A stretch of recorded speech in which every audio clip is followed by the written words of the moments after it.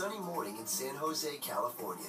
Three sisters, Twa, T, and Tram Wee, prepare breakfast for their pets.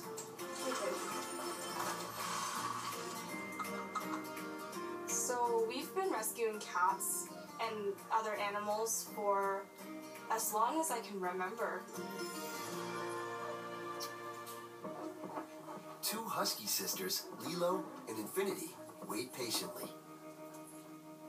But Lilo's best friend isn't her sister. It's a rescued kitten named Rosie.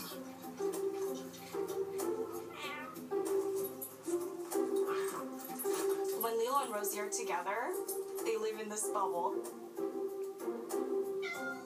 Lilo and Rosie's typical day is that they wake up together, they'll have breakfast together, and they'll spend some time cuddling.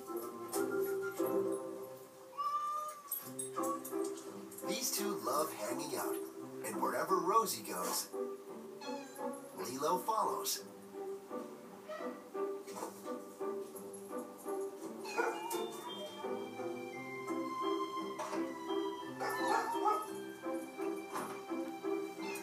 Even a door can't keep these two apart.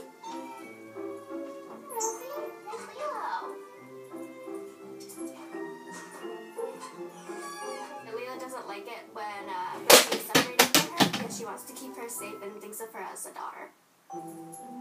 Rosie's a healthy and spunky 4-month-old now. But she was in bad shape when she was found alone on a street near the sisters' home. We rescued Rosie when she was about 2 to 3 weeks old, and she was really, really weak, lethargic. She wouldn't feed. We did not think that she would survive. A mother cat is a kitten's sole nutritional source until about 4 weeks old, but the kitten really shouldn't be without her until about 8 weeks. Rosie was only 2 to 3 weeks old, and it's very hard for a kitten to survive in that situation. Rosie's health continued to decline. In a last effort to help the kitten, the sisters placed her next to Lilo. It was not looking good for Rosie. We just decided this would probably be the best thing to do. But how could a dog help a frail kitten?